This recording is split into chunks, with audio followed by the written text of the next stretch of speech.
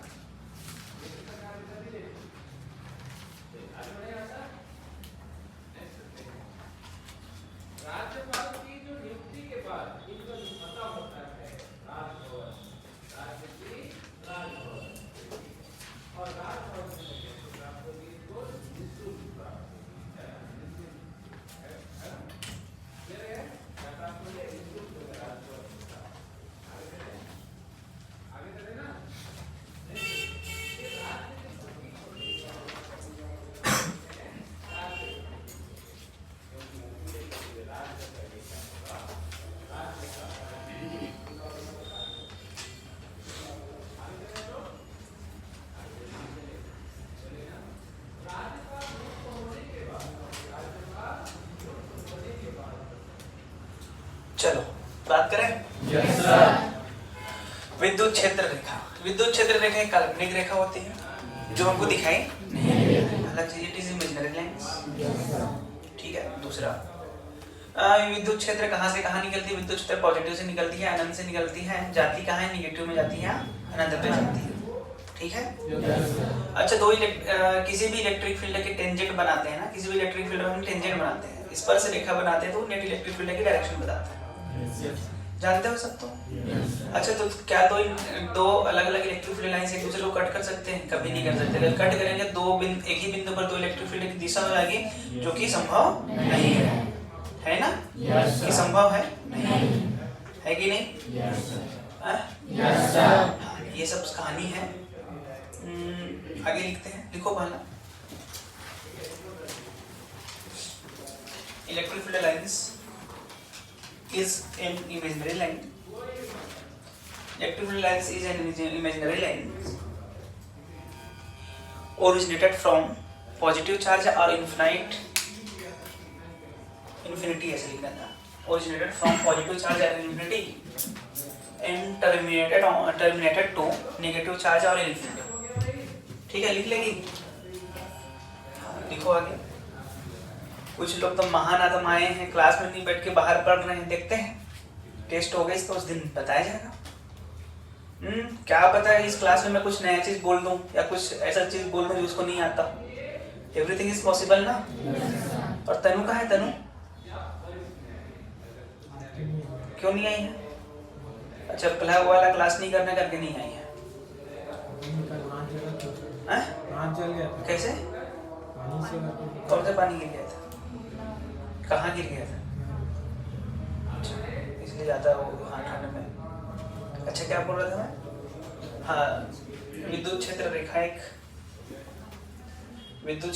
एक काल्पनिक रेखा होती है। मैं ना बहुत जल्दी बोलूंगा, लिखना है लिखो, नहीं लिखना जाओ। विद्युत क्षेत्र रेखा एक काल्पनिक रेखा होती है जो कि धनात्मक तथा अनंत से उत्पन्न होती है, और ऋणात्मक तथा अनंत पर जाती है।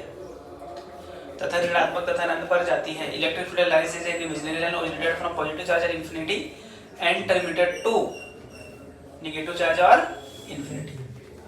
ठीक है, Yes, sir. Electric field lines originated from positive charge, electric field lines positive charge से उत्पन्न होती है और या इंफिनिटी से उत्पन्न होती है और जाती कहाँ है, निगेटिव जाती है या अनंत में जाती है, हाँ कि ना? देख लो। अच्छा, ये वाली जो इलेक्ट्रिक फील्ड लाइंस कहाँ जा रही है, ये वाली इलेक्ट्रिक फील्ड लाइंस कहाँ जा रही है, ये वाली इलेक्ट्रिक फील्ड लाइंस कहाँ जा रही है, इंफिनिटी पे जा रही है ना।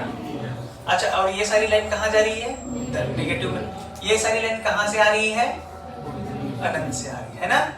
इसलिए बोला हूँ कि ये अनंत से जाती है या अनंत तक जाती है या पॉजिटिव से निकल के निगेटिव में जाती है। यही लिखे थे कि नहीं? Yes, sir. दूसरा लिखो, पहला था ये, दूसरा लिखो। Tangent on the electric field lines, tangent on the electric field lines gives us, tangent on the electric field lines gives us net direction of net electric field, direction of net electric field. विद्युत क्षेत्र रेखा में बनाया गया, विद्युत क्षेत्र रेखा में बनाया गया, विद्युत क्षेत्र रेखा में बनाया गया, विद्युत क्षेत्र रेखा में बनाया गया स्पर्श रेखा, स्पर्श रेखा कुल विद्युत क्षेत्र की दिशा बताता है। विद्युत कुल विद्युत क्षेत्र की दिशा बताता है। यस और नो? Yes, sir. देखो, ये मान ले इलेक्ट्रिक फील्ड लाइंस है, ठीक है। इस बिंदु में मैं टेंजेंट बना देता हूँ, ये टेंजेंट हमको नेट इलेक्ट्रिक फील्ड की डायरेक्शन को बताता है ना। अब अच्छा, दो इलेक्ट्रिक फील्ड लाइंस एक दूसरे को कट कर सकती है क्या? नहीं कर सकती, क्योंकि एक ही बिंदु पर दो इलेक्ट्रिक फील्ड हो जाएगी, जो कि संभव नहीं है। देखो, two electric field lines never intersect each other, two electric field lines never intersect each other because देखो, दो इलेक्ट्रिक फील्ड लाइंस एक दूसरे को कट नहीं कर सकती, दो विद्युत क्षेत्र रेखा एक दूसरे को कट नहीं कर सकती, एक दूसरे को कट नहीं कर सकती या काटती नहीं है, क्योंकि काटती नहीं है क्योंकि कटान बिंदु पर इलेक्ट्रिक फील्ड की दो दिशा होगी, जो कि संभव नहीं है, जो कि संभव नहीं है। देखो, ऐसे है कि संभव नहीं, ठीक है? Yes, sir. है? Yes, sir. यह कभी भी क्लोज लूप नहीं बनाया, it never exist in close loop. यह कभी भी क्लोज लूप नहीं बना सकता, क्योंकि अगर क्लोज लूप बनाया तो क्लोज लूप में किया गया कार्य जीरो होता है, बताया था कि क्लोज लूप में किया गया कार्य क्या होता है, जीरो होता है। इसलिए यह कभी भी क्लोज लूप नहीं बना सकता। लिखो, it never exist in close loop, यह कभी भी बंद लूप नहीं बनाता, यह कभी भी बंद लूप नहीं बनाता, यह कभी भी बंद लूप नहीं बनाता है, ठीक है? Yes, sir. अच्छा, मान ले जाए कहीं पर इलेक्ट्रिक फील्ड लाइन ज्यादा है, कहीं पर इलेक्ट्रिक फील्ड लाइन कम है, जैसे यहाँ पर Q1 और यहाँ पर Q2 है, यहाँ से ऐसे आ रही है कि नहीं? Yes, sir. हैं? Yes, sir. 4, इधर कितना, 4, 5, 6, बताओ किसकी ज्यादा वैल्यू है? तो कहा जाता है कि जो number of electric field lines है ना, number of electric field lines is proportional to charge. मतलब जितनी इलेक्ट्रिक फील्ड लाइंस होती है वो किसके प्रोपोर्शनल होती है, चार्ज। समझ में आया?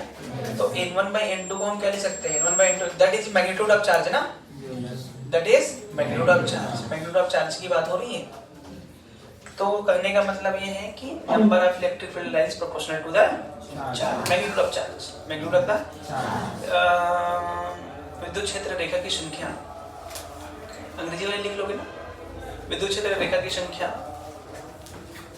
विद्युत क्षेत्र रेखा की संख्या आवेश के परिमाण के अनुक्रमानुपाती होती है, आवेश के परिमाण के अनुक्रमानुपाती होती है ना। यहाँ पर किसकी वैल्यू ज्यादा है, Q1 की ज्यादा है कि Q2 की ज्यादा है? Q1 की वैल्यू ज्यादा है कि Q2 की वैल्यू ज्यादा है? Q2 की है ना, Q1 की वैल्यू ज्यादा है, हाँ? समझ गए कि नहीं? Yes. अच्छा, इलेक्ट्रिक फील्ड लाइन जहाँ पर टेंशन होती है वहाँ पर उसका वैल्यू ज्यादा होती है, Yes. जहाँ पर यहाँ पर जैसे लिख ले Q1, यहाँ पर ले Q2, कौन ज्यादा है? Q1 is greater than Q2। लेकिन ये भी किसकी बात होती है? मॉड की बात होती है। लेकिन डायरेक्शन के हिसाब से अगर देखें तो बाद में समझ में आ जाएगा क्या बोलना चाह रहा हूँ। ये भी मैग्नीट्यूड की बात होती है। Electric field lines is denser, electric field lines is denser, it's value is more. जैसे मान लिया यहाँ पर E1 ले लो, पहले E1 है ना, यहाँ पर E2, कौन ज्यादा है? E1 ज्यादा है कि E2 ज्यादा है? E1 ज्यादा है E2 से, सही है कि नहीं? E1 ज्यादा है E2 से। अगर यहाँ पर भी Q1 बोलूँ, यहाँ पर Q2 बोलूँ, तो कौन ज्यादा है? Q1 is greater than Q2। मतलब इलेक्ट्रिक फील्ड लाइंस अगर डेंसर है तो इलेक्ट्रिक फील्ड इंटेंसिटी ज्यादा होगी और आवेश भी ज्यादा। ये बोल रहा हूँ, तो लिखो electric field lines is denser, intensity is more. Electric field lines is denser, intensity of electric field is more.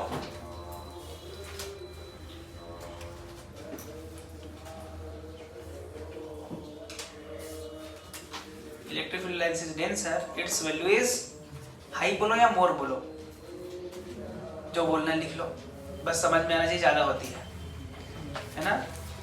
विद्युत क्षेत्र रेखा घनत्व होगी, सघन होगी। विद्युत क्षेत्र रेखा अगर सघन होगी, विद्युत क्षेत्र रेखा यदि सघन होगी,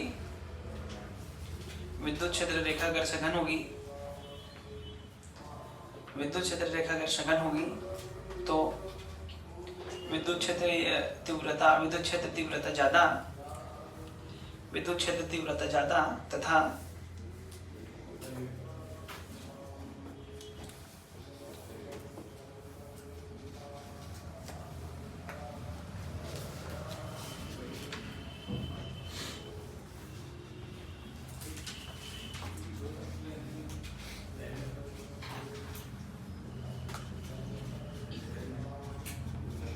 विद्युत क्षेत्र रेखा ज्यादा हो गया। और उल्टा, जहां पर कम है वहां पर कम होगी, मतलब जो दूर दूर है जहां पर लाइंस वहां पर कम होगी। एक ही याद रखो, बाकी तो उल्टा ही बोल दोगे, हाँ कि ना? अच्छा, आगे। अच्छा, इसको मैं एक चीज बोला हूँ, F बराबर क्यू ही होता है ना। अच्छा, इसको इलेक्ट्रिक फील्ड लाइंस के साथ साथ इलेक्ट्रिक फोर्स लाइन भी कह सकते हैं। क्यों कह सकते हैं? कि दोनों का डायरेक्शन सेम है, देख E और F का डायरेक्शन सेम है, इसलिए कह सकते हैं कि दोनों का, दोनों को मतलब दोनों नाम से बोल सकते हैं। कहने का मतलब इलेक्ट्रिक फील्ड या फोर्स लाइन क्यों बोला, समझ में आ गया? क्योंकि दोनों की डायरेक्शन सेम होती है, इसलिए मैं बोल दिया। ठीक है बात? अरे लिखने की जरूरत नहीं है, बस समझ उस बात को। अच्छा, कहा जाता है कि किसी भी कंडक्टर के अंदर इलेक्ट्रिक फील्ड लाइन से नहीं गुजरती। कोई भी कंडक्टर, मान लीजिए कंडक्टर रखा गया है, इसकी कहानी आगे आएगा, फिर भी अभी लिखा रहा हूँ तो लिखा दे रहा हूँ। ये ऐसे आता है ना, तो यहाँ से ऐसे नहीं गुजरती है। समझ में आ रहा है कि नहीं आ रहा है? अंदर से नहीं गुजरती है? तो इलेक्ट्रिक फील्ड लाइंस किसी भी कंडक्टर से होकर पास नहीं करती। कंडक्टर की बात कर रहा हूँ मैं, किसकी बात कर रहा हूँ? कंडक्टर की बात कर रहा हूँ। इलेक्ट्रिक फील्ड लाइंस लिखो, electric field lines never passes through conductor, never passes through conductor. विद्युत क्षेत्र रेखा, विद्युत क्षेत्र रेखा किसी चालक के अंदर से नहीं गुजरती है, because electric field inside the conductor is zero. चालक के अंदर से नहीं गुजरती है क्योंकि चालक के अंदर नेट विद्युत क्षेत्र जीरो होती है, क्योंकि चालक के अंदर नेट विद्युत क्षेत्र, कुल विद्युत क्षेत्र शून्य होती है ना? आगे लिखो,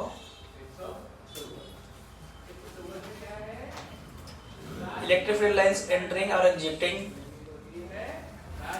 electric field lines are entering और एग्जिटिंग from the conductor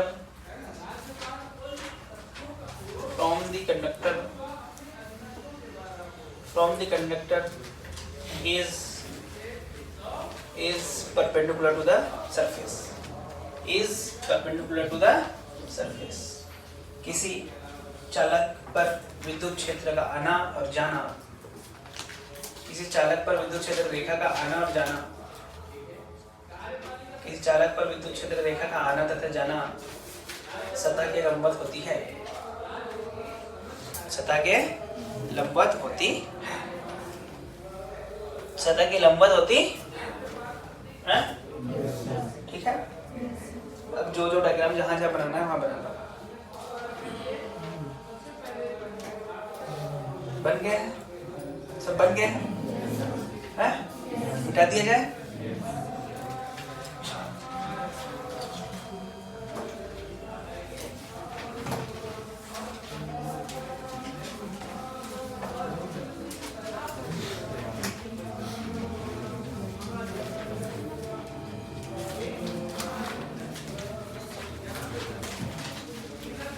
चलो देखते हैं।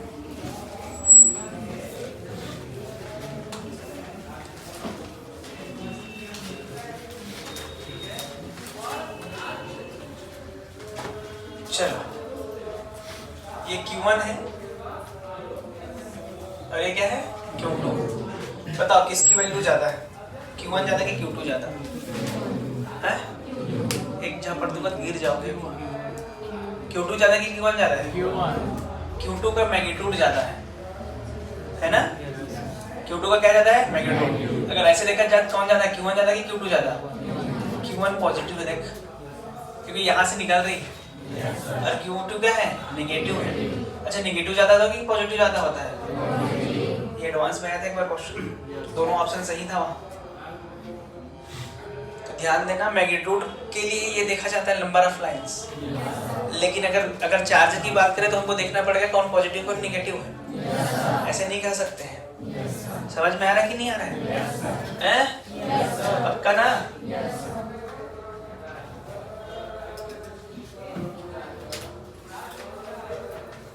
अब बता कौन ज्यादा है? कौन ज्यादा? Q1 ज्यादा है ना? Q1 is greater than Q2, ये भी मॉड वाइज आगे ना? मॉड वाइज ज्यादा है ये भी। डायरेक्ट इसमें कैसे बोल सकते हैं ये पॉजिटिव नेगेटिव कैसे बोल सकते हैं? ये भी तो ऐसे आगे बढ़ रहा है, कभी नहीं बोल पा रहे उसमें। ठीक है। अच्छा इलेक्ट्रिक फील्ड कहाँ ज्यादा है? ये 1 पे कि 2 पे? 1 पे ज्यादा है कि नहीं? Yes sir. मॉड की बात कर रहे हैं मैं यहाँ पे।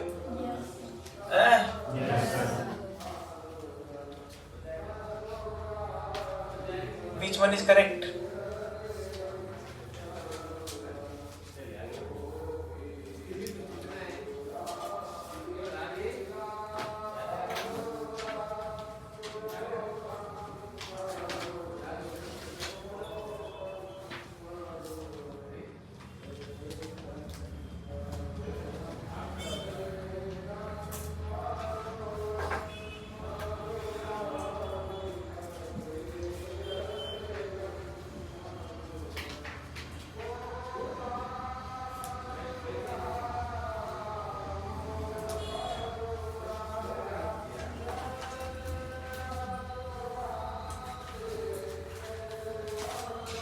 बताओ कौन सही है? 1 2 3 4 which one is correct? कौन सही है? 1 सही है क्या? अरे कंडक्टर के अंदर इलेक्ट्रिक फील्ड लाइंस परपेंडिकुलर जाती है और स्फेरिकल सरफेस पे परपेंडिकुलर उसका सेंटर से होकर जाती है ना? तो पहला वाला ऐसा परपेंडिकुलर है क्या? नहीं, ये तो गलत हो गया। हाँ कि ना? दूसरा वाला भी परपेंडिकुलर नहीं है। अच्छा तीसरा वाला सही है कि नहीं है? अच्छा ये तो जा रहा है। अच्छा सही। अच्छा चौथा तीसरा में कौन सही है? तीसरा की चौथा? चौथा सही है ना? और तीसरा भी सही है, इंडक्शन की वजह से हो रहा है वो। भाई जब इसके पास मैं पॉजिटिव चार्ज को लाता हूँ, भाई इलेक्ट्रिक फील्ड लाइंस ऐसे जा रही है, इसके पास पॉजिटिव लाऊंगा, पॉजिटिव लाऊंगा तो सारे के सारे निगेटिव इधर आ जाएंगे। तो निगेटिव में गया लेकिन पॉजिटिव इधर रहेंगे कि नहीं रहेंगे? तो ये भी सही है, लेकिन कौन सा मेथड सही है? इंडक्शन हो रहा है। क्या हो रहा है? और यहाँ कंडक्शन है। Charge sphere is charged, sphere is charged. अरे भैया मान ले पॉजिटिव चार्ज है स्फीयर पे, पॉजिटिव सब जगह, तो पॉजिटिव तो ऐसे निकलेगा ना? लेकिन अगर एक साइड पॉजिटिव है, देखो एक साइड निगेटिव है, एक साइड पॉजिटिव, तो यहाँ आएगा और यहाँ से जाएगा ना? तो ये जो थर्ड वाला है क्या है? इंडक्शन। और जो लास्ट वाला क्या है? स्फीयर इज चार्ज्ड, स्फीयर नहीं है, मतलब उसके पास आवेश है, इसलिए हो रहा है। इसलिए कौन कौन सा ऑप्शन सही हुआ? तीसरा और चौथा। ये एडवांस में आया था एक बार। अरे ठीक है। तो तीनों प्रकार के क्वेश्चंस यहाँ पर बनते हैं, जो तीनों आपके सामने प्रस्तुत हैं। तो ध्यान रखिए, इस प्रकार से सारे क्वेश्चंस बन सकते हैं इलेक्ट्रिक फील्ड लाइंस। ठीक है। तो ये सारे इलेक्ट्रिक फील्ड लाइंस वाले क्वेश्चंस हैं जो आपके सामने हैं, जो आपके सामने बोर्ड में बना हुआ है। और बाकी थ्योरी से तो नहीं आएगा, यहाँ क्या ये सब तो इसमें लिख गया है। पॉजिटिव चार्ज से निकलते हो सब याद होगा तभी हम बना पाएंगे, अदरवाइज नहीं बना पाएंगे। समझ गए? तो आई थिंक आप लिख लिए हैं, मैं मिटा सकता हूँ क्या? बहुत दिन बाद दिख रही, कहाँ थी? क्यों नहीं आई थी? चक्कर तो मुझे भी लग रहा है, तो ना मैं ठीक है।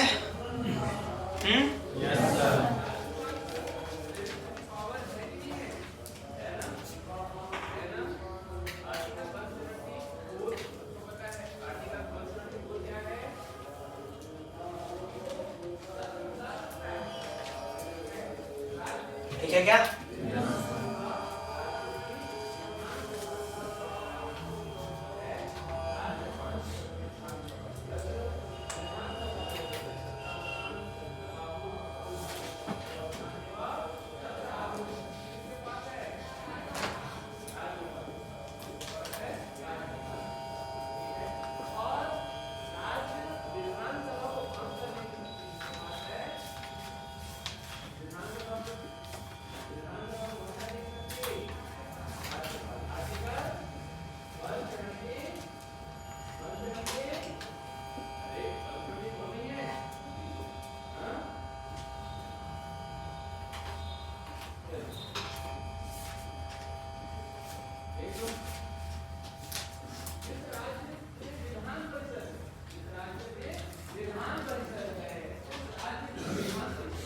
कौन सी इलेक्ट्रिक फील्ड लाइन सही है ये बताना है आपके सामने। अच्छा, ब्लू वाला मार्कर नहीं चल रहा है, ब्लू वाला दिखता भी तो नहीं है। बताओ कौन सा सही है इसमें से? ABCD कौन सा सही है?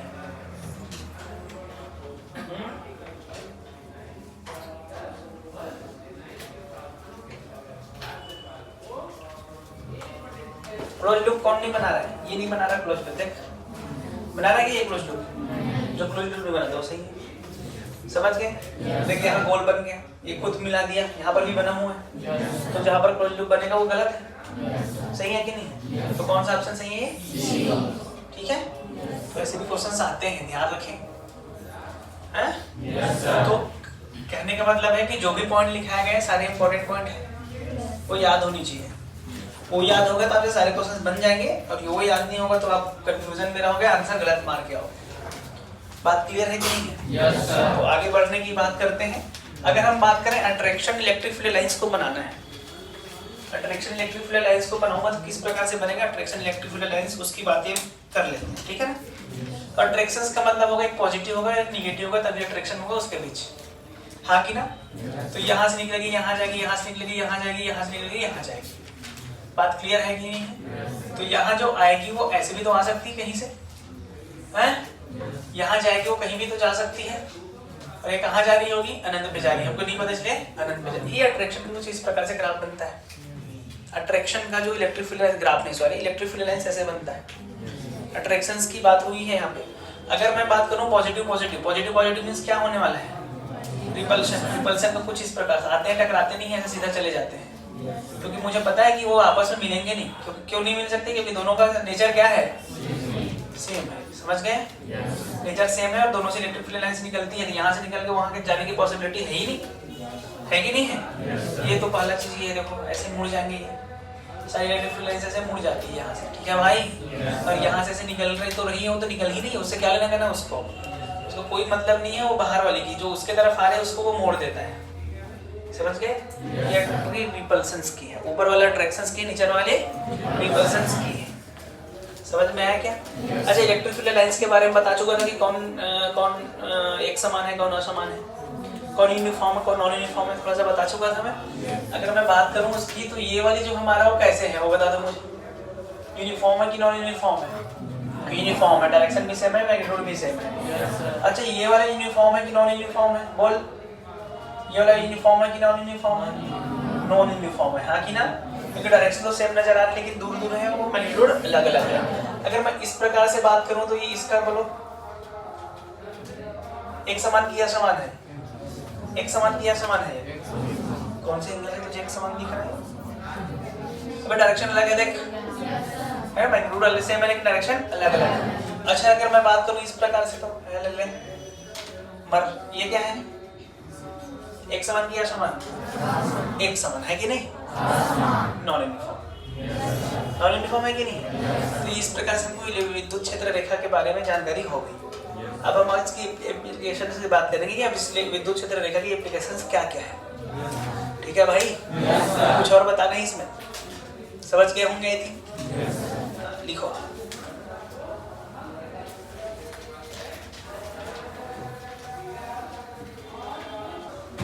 चर्चा में electric field lines uniform electric field lines थोड़ी सी चर्चा कर लेते हैं यूनिफॉर्म इलेक्ट्रिक फील्ड लाइन्स की। ठीक है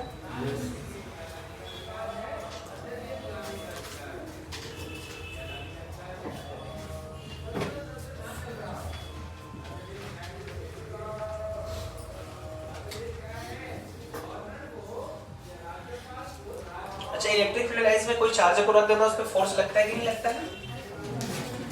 अच्छा ऐसा इलेक्ट्रिक फील्ड है मान हमारे पास ठीक है ये कैसे इलेक्ट्रिक फील्ड लग रहा है यूनिफॉर्म लग रहा है। यहाँ पर एक चार्ज रख दे क्यों क्या रख दे यहाँ पर एक चार्ज क्यों इसे फोर्स लगेगा नहीं लगेगा नहीं लगेगा ना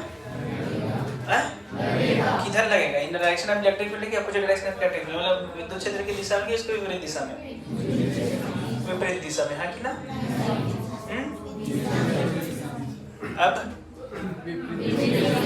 जानते हो सच में जानती है कैसे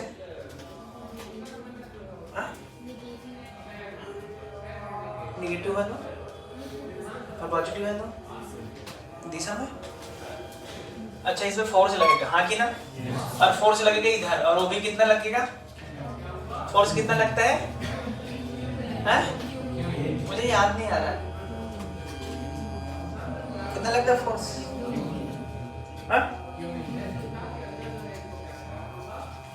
कितना लगता है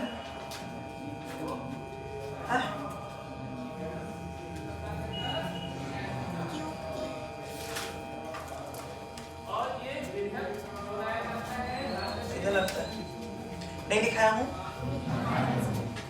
विद्युत क्षेत्र हेडिंग देखो जहां पर विद्युत क्षेत्र लिखाया था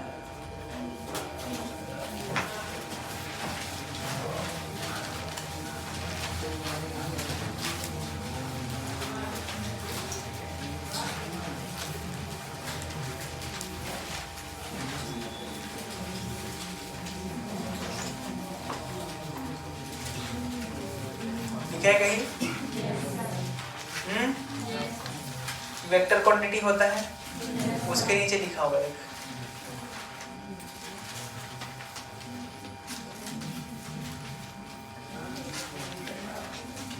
नहीं लिखा है लिखा है कि नहीं लिखा है नहीं मिल रहा है क्या इधर वालों को नहीं मिल रहा है ला कॉपी ला मैं बता रहा हूँ नहीं मिल रहा है लिखाया हूँ कि नहीं पढ़ते हो घर जाके खोल के नहीं देखते नहीं पढ़ेंगे F बराबर कितना होता है QE। अच्छा एक चीज बता अगर ये start from rest initial velocity कितनी हो जाएगी 0 अगर start from rest starts from अगर वो विरामावस्था से स्टार्ट कर रहा है तो इनिशियल वेलोसिटी कितनी हो जाएगी और मुझे पता है F बराबर ma होता है तो यहाँ पर QE हो जाएगा तो एक्सीलरेशन कितना मिला हमको QE by m हाँ कि ना तो अगर QE by m हो गया तो हमको पता है अगर हमसे कुछ भी पूछे हम निकाल देंगे कौन सा फॉर्मूला लगाएंगे u plus at मोशंस की बात हो गई है किसी भी टाइम t पर वेलोसिटी बता अरे समझ गए किसी भी टाइम t पर डिस्प्लेसमेंट बता अरे हाँ कि ना ये देखो सारी कहानी हम कर देंगे। एक और इक्वेशन लिख ले उससे भी हम कर सकते हैं v स्क्वायर बराबर u स्क्वायर प्लस 2s हाँ कि ना भाई कितना डिस्प्लेसमेंट पर कितना वेलोसिटी है ऐसा पूछे तो हम सब बता सकते हैं बस हमको यहाँ पर एक्सीलरेशन की जगह क्या ले लेना है QE by m ले लेना है ना। अब इसको भी फेंकने के हमारे पास कई तरीके क्या भाई किसी भी पार्टिकल को फेंकने के कई तरीके होते हैं कि नहीं होते हैं भाई। देखो अगर मैं इसी लाइन में ऐसा छोड़ दिया ऐसे छोड़ दिए इसी डायरेक्शन में v u से मान इनिशियल वेलोसिटी u से छोड़ दिया q को तो क्या होगा चलेगा इसी फॉर्मूले से आ जाएगा सारे फॉर्मूले मतलब जो भी चीज हमको निकालना है इनिशियल वेलोसिटी की जगह यहाँ पर 0 लिखे थे यहाँ पर इनिशियल वेलोसिटी 0 हो जाएगा क्या नहीं 0 ना होगा क्या हो जाएगा u हो जाएगा अरे हाँ कि ना। अच्छा मुझे पता है a बराबर QE by m लगेगा तो ये देखो सब फॉर्मूला लगा दे फिर v बराबर u प्लस ए टी, और दूसरा s बराबर u t plus half a t square, और तीसरा v square equal to u square plus 2as। देखो जो भी निकालना आ जाएगा। लेकिन मान लीजिए मैं इसको अपोजिट डायरेक्शन में छोड़ूंगा तब भी, लेकिन सब उल्टा हो जाएगा फिर बातें। जिसके न्यूगेटिव ले लेना, कुछ देर बाद रुक जाएगा। ये रुकेगा क्या? कभी नहीं रुकेगा, बढ़ता ही रहेगा, हाँ कि ना। लेकिन अगर मैं इस प्रकार से छोड़ता तो, इस प्रकार से वेलोसिटी देके छोड़ देता तो रुकता जरूर, क्योंकि एक्सीलरेशन इधर लगेगा ना, फोर्स इधर लगेगा, और u बराबर u लेंगे तो एक्सीलरेशन कितना लेंगे? -3 भाई हम ले लेंगे, हाँ कि ना। अब देखो सारे फिर इक्वेशंस लगा दो हैं। अच्छा, क्या मैं इसको इस प्रकार से भी तो फेंक सकता हूँ क्या? ऐसे भी तो फेंक सकता हूँ क्या? ऐसे भी फेंकूंगा। ऐसे मैं फेंक दिया तो क्या होने वाला है? इसके इनिशियल वेलोसिटी से कोई फर्क पड़ने वाला है क्या? इसके इनिशियल वेलोसिटी से कोई मतलब ही नहीं, क्योंकि x डायरेक्शन और y डायरेक्शन अलग-अलग मान लेना है मुझे। x डायरेक्शन और y डायरेक्शन, जैसे हम क्या करते थे, याद करो क्या? Projectile motion.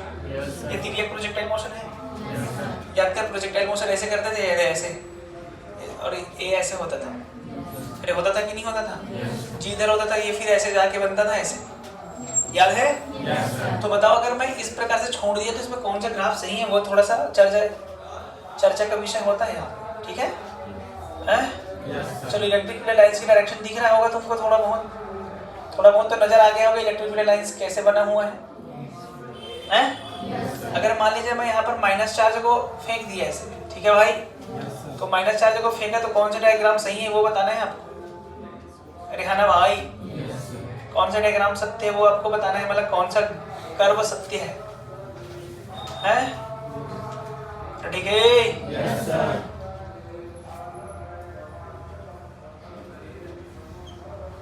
चार लाइन की 5 लाइन है, बोलो कौन सा सत्य है?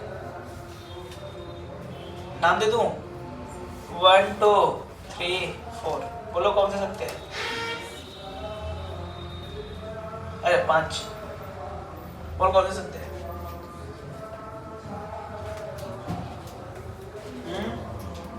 3 और 4, हाँ कि ना? 2 ऑप्शंस भी हो सकते हैं, क्यों नहीं हो सकते? यहाँ 3 भी हो सकते हैं, जो बताना है बताओ। 1 2 3 4 5, पांचों ऑप्शन भी हो सकते हैं। मोर देन करेक्ट आंसर है यहाँ पे। मोर देन करेक्ट मतलब एक भी ज्यादा हो सकता है और एक भी सही हो सकता है। तो बताओ, देखो अगर मैं बात करूं प्रोजेक्टाइल मोशंस की, तो यार इधर होता है g, है ना? और इधर होता है u। उस वाले प्रोजेक्टाइल मोशन की बात कर रहा हूँ, तिर्यक प्रोजेक्टाइल मोशन, जिसको हम क्या बोलते थे? हॉरिजॉन्टल प्रोजेक्टाइल मोशन, क्षैतिज प्रोजेक्टाइल मोशन था ना ये। क्षैतिज प्रोजेक्टाइल मोशन की बात कर रहे हैं, क्षैतिज हॉरिजॉन्टल प्रोजेक्टाइल मोशन। तो इसमें जो ग्राफ बनता था कुछ इस प्रकार से बनता था, मतलब इस प्रकार से मोशन पाथ फॉलो करता था, है ना? इस प्रकार से पाथ बनता था। क्या कभी ऐसे हो सकता है क्या? किसी पार्टिकल को फेंके और वो इस रेशन को कट करके भागे बाहर? नहीं हो सकता। जब भी याद रखना कि कोई भी मोशंस होती है ना, वो इस प्रकार से होती है कि वो एक्सीलरेशन के डायरेक्शन को प्राप्त करना चाहता है। कौन सा डायरेक्शन को प्राप्त करना चाहता है? एक्सीलरेशन के डायरेक्शन को। एक्सीलरेशन के डायरेक्शन उसको मिल गया, इसका मतलब संतुष्ट हो गया, उसको तोड़-फोड़ नहीं मचा सकता। कोई भी कहानी यही इसी वजह से होती है, कोई भी मोशन इसी वजह से होती है ताकि वो एक्सीलरेशन के डायरेक्शन को प्राप्त कर सके। तो अगर मुझे इसमें एक्सीलरेशन के डायरेक्शंस को प्राप्त करना है तो मुझे लगता है कि ये चौथा सही है, क्योंकि माइनस तो इधर चलेगा, अरे हाँ कि ना? अब ये तो हो नहीं सकता क्योंकि पॉजिटिव है। और ये देखो, ये तो कट कर दे रहे हैं, देखो भाई ये ऐसे आके कट कर देगा, लेकिन यही बस लाइन मुझे थोड़ा सा सीधा नजर आ रहा है, हाँ कि ना? तो इसका मतलब ये एक्सीलरेशन के डायरेक्शन को प्राप्त कर ले, कौन सा सही होगा? कौन सा सही है? समझ में आया? कोई भी मोशन इसलिए होती है ताकि वो एक्सीलरेशन के डायरेक्शंस को प्राप्त कर सके। अगर एक्सीलरेशन की डायरेक्शन उसको मिल गई तो संतुष्ट हो गए। तुम किसी भी कहानी की कर लो, कोई भी प्रोजेक्टाइल मोशंस की कहानी कर लो, आप ये वाले भी प्रोजेक्टाइल मोशंस की कहानी करोगे ना, ध्यान से नजर आएगा कि पार्टिकल ऐसे ऐसे जा रहा था, धीरे धीरे आ गया और उस प्रकार से है कि वो मोशन के डायरेक्शन को प्राप्त कर लिया। उसके बाद वो तोड़-फोड़ नहीं मचा सकता, ऐसे घुस नहीं जाएगा इधर। एक बार उसको अगर एक्सीलरेशन के डायरेक्शन मिल गया, क्या उसको तोड़-फोड़ मचा के वो इधर आ जाएगा क्या? नहीं, वो सिर्फ तभी होता है जब एक्सीलरेशन की डायरेक्शन उसको मिल जाए। अगर एक बार एक्सीलरेशन की डायरेक्शन उसको मिल गई, इसका मतलब सारी कहानी खत्म, संतुष्ट हो गया बेचारा, वो तो जा रहा है, उसको कोई प्रॉब्लम नहीं है, खींचता जा रहा है कोई और उसको, है कि नहीं? बनाना चाहोगे? बना लो। और यहाँ पर लिख लेना, कोई भी मोशन इस प्रकार से होता है कि वो एक्सीलरेशन की डायरेक्शन को प्राप्त करना चाहता है। समझ गए क्या? तो चलो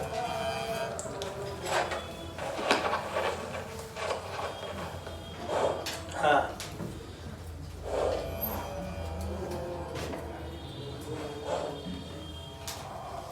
हेलो, आ रहा है आवाज?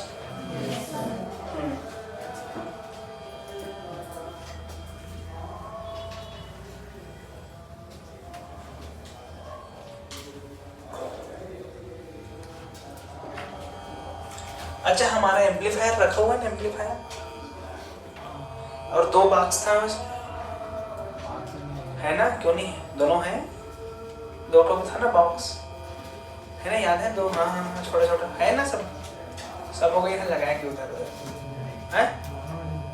हाँ, जहाँ भी हो अभी देखेंगे उसको, ठीक है? लगाएंगे यहाँ, उसी से थोड़ा सा है तो, कैसे ऐसे देख रहे हैं, दोनों था है? कोई अब लेके गया होगा तो उसको नहीं खा सकता मैं। कैसे कोई भी लेके जाएगा भाई?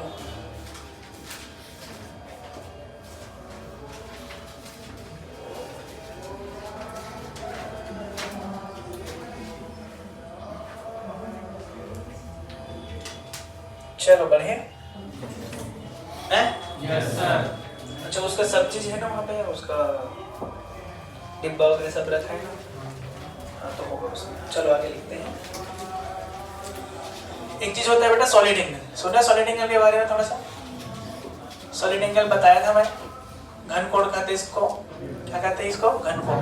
जो 3D जो एंगल बनाता है उसको क्या बोला जाता है? सॉलिड कोण। 3D जो एंगल बनाता है उसको क्या बोलते हैं? सॉलिड कोण। तो इस प्रकार से मान ले है, तो इसका सॉलिड एंगल कितना होगा उसके बारे में चर्चा करते हैं ना। इधर एरिया होगा और ये आर होगा, ठीक है? तो सॉलिड एंगल को मैं ओम से दर्शाऊंगा। किससे दर्शाऊंगा? ओम से। अरे हाँ कि ना? ओम होता है बेटा area upon r square, area upon r square, ठीक है? अगर मैं इसको और अच्छे से लिखूं कुछ इस प्रकार से, अगर डायग्राम बन गया मेरे लिए मान लो, तो किस प्रकार से सॉलिड एंगल डिफाइन करेंगे अपन, थोड़ा सा ऐसे, ठीक है? ध्यान से नजर आया कुछ? इसकी लाइन तो ऐसी है लेकिन एरिया कुछ इस प्रकार से है, हाँ कि ना? एरिया का ये कंपोनेंट आ जाएगा थीटा, है? अरे ए cos थीटा हो जाएगा कि नहीं हो जाएगा? ए cos थीटा, ये हो जाएगा क्या? आर। तो यहाँ पर जो लिखेंगे क्या लिखेंगे? A cos theta by r square. कहने का मतलब है मैं क्या लिख रहा हूँ सॉलिड एंगल को? एरिया, वह एरिया जो कि परपेंडिकुलर है किसके? आर के। एरिया, कंपोनेंट ऑफ एरिया, क्या लिखूंगा मैं? Component of area, component of area perpendicular to the, perpendicular to the surface नहीं, perpendicular to the r, perpendicular to the r. r means distance divided by r square. This is the ohm. This is what? This is what? This is what? Solid angle. Yes sir. ये क्या है बेटा? solid angle. अगर मैं sphere की बात करूं तो स्फीयर के लिए solid angle कितना होगा? स्फीयर के लिए जो solid angle की बात करो तो कितना होगा स्फीयर के लिए? ध्यान से देखिए, स्फीयर ऐसा कुछ बनेगा? अरे हाँ कि ना? और ये इसका सॉलिड एंगल ये होगा म्यू, म्यू ओम। अच्छा, उससे पहले एक रिलेशन बता, यहाँ से भी निकाल सकते हैं लेकिन एक और रिलेशन बता देता हूँ, ठीक है? Relation between solid angle and plane angle, समझ गए? घन कोण और समतल कोण में रिलेशन। मान लेते हैं इस प्रकार से डायग्राम हमारे पास है उपलब्ध। ये अल्फा है। अल्फा इज व्हाट बेटा? अल्फा क्या है? अल्फा क्या है? प्लेन एंगल है ना? तो नजर नहीं आ रहा क्या तुमको? अल्फा क्या है? अच्छा, यहाँ पर जो ओम बनाए हुए क्या है? तो म्यू बराबर होता है बेटा 2 पाई 1 माइनस कॉस अल्फा। क्या होता है? 2 पाई 1 माइनस कॉस अल्फा होता है। म्यू नहीं, ओम बराबर। ओम बराबर क्या होता है? 2 पाई 1 माइनस कॉस अल्फा। याद रखना, अल्फा आधा एंगल है, पूरा एंगल नहीं है। पूरा तो 2 अल्फा लिखते हैं या फिर पूरे को अल्फा लेता। समझ में आएगा कि नहीं आएगा? उसी प्रकार मैं अगर इसकी बात करूं तो इसके लिए प्लेन एंगल, सॉलिड एंगल कितना होगा? बोल, सॉलिड एंगल का वैल्यू बता। पाई, पाई की पाई बाई 2 लेंगे, पाई बाई 2 लेंगे। अरे आधा लेना ना, पूरा पाई है ना? पाई का आधा कितना होगा? तो अल्फा कितना हो गया? Pi by 2। ओम कितना आएगा? 2 पाई। अगर कोई ऐसा सरफेस है तो बोल, यहाँ पर कितना लेंगे अल्फा का वैल्यू? पाई की 2 पाई?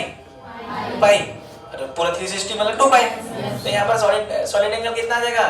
2 पाई 1 माइनस माइनस 1 तो ये कितना आ जाएगा 4 पाई। कितना आ जाएगा तो एनी क्लोज्ड लूप के लिए एरिया कितना होने वाला है, सॉलिड एंगल कितने वाला है 4 पाई। घुमाने 3 पाई आएगा है। तो कोई भी क्लोज्ड सरफेस है, क्लोज्ड सरफेस के लिए कितना आने वाला है 4 पाई। कितना आने वाला है 4 पाई। समझ गए? Yes sir. लिखो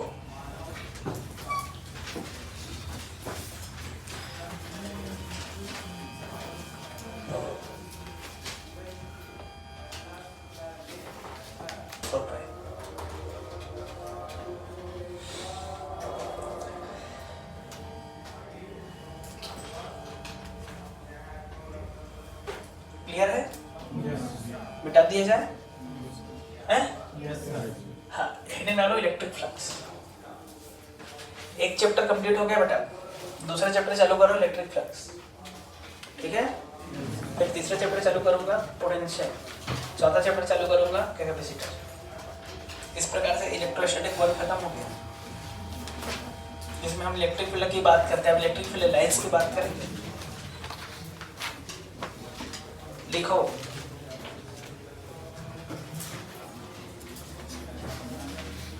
लिखे कि नहीं लिखे? लिखो पहला इलेक्ट्रिक फ्लक्स, विद्युत फ्लक्स। फ्लक्स के बारे में सब अच्छे से जानते होंगे। There are two surface. लिखो फ्लक्स के बारे में, electric flux number of electric field lines passing through any cross sectional area. Number of electric field lines passing through any cross sectional area is known as electric flux. लिखो यह गणना है, कितना electric field lines जा रही है उसकी गणना के बारे में हम चर्चा करेंगे। तो यह लिखो किसी क्षेत्रफल से गुजरने वाली विद्युत बल रेखा की संख्या को, किसी बल रेखा से गुजरने वाली किसी क्षेत्रफल से या किसी सतह से गुजरने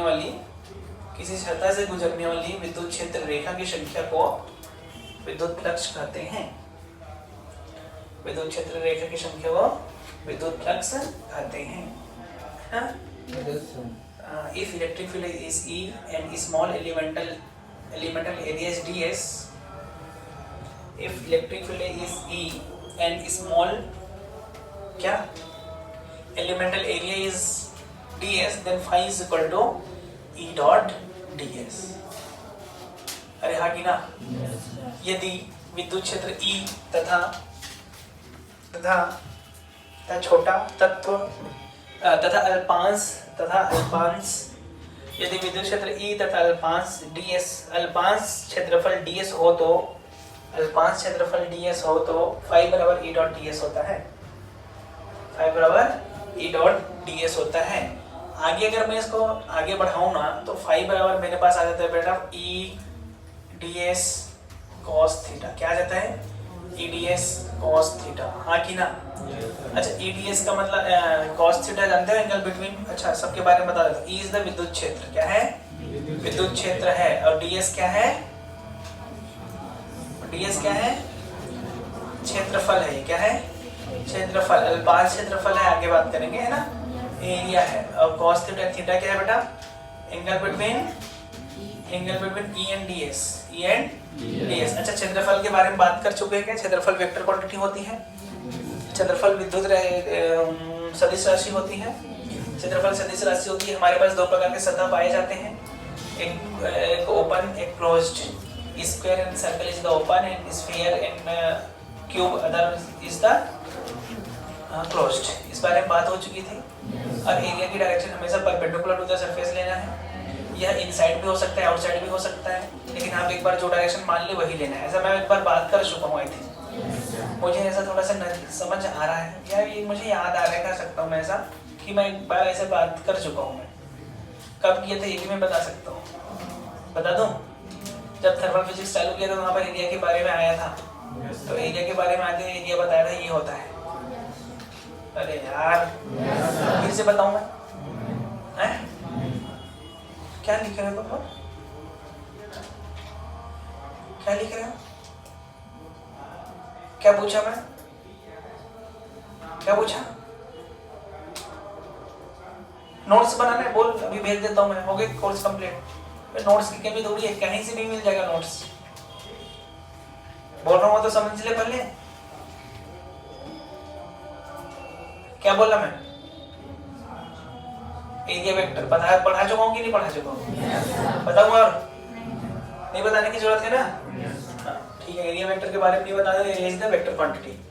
मान लेते हैं यहाँ पर E इज कांस्टेंट। E क्या है बेटा? कांस्टेंट। अगर E कांस्टेंट है, E बाहर आ जाएगा, हमारे पास सीधा क्या आएगा? E ए cos थीटा, ये cos थीटा। समझ गए कि नहीं समझ गए? अच्छा, A क्या है जानते हो? या फिर अगर cos थीटा को हटाना है तो ऐसे भी लिख सकते हैं E डॉट A। A क्या है? एरिया।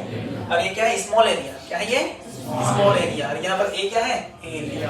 या S लिख दो, A ही ठीक है। अगर फाई अगर ध्यान से लिखो तो E ए cos थीटा भी लिख सकता हूँ इसको।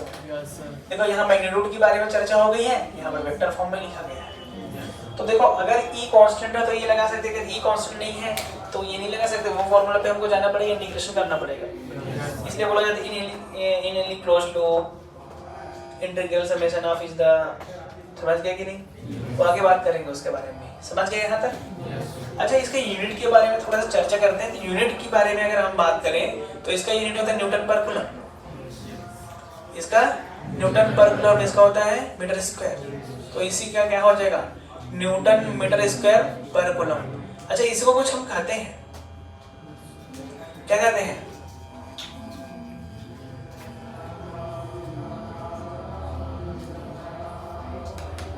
कुछ नहीं कहते रहे, यही होता है। बॉस वॉस मत बोल देना। यही होता है इसका यूनिट। अच्छा, अब इधर देख, पीछे मत पलट, पीछे पलट रहा है। अच्छा ध्यान से सुन, अभी हम लोग न्यूटन पर कूलम को वोल्ट पर मीटर भी लिखे थे। इलेक्ट्रिक फील्ड वोल्ट पर मीटर लिखे थे, याद है?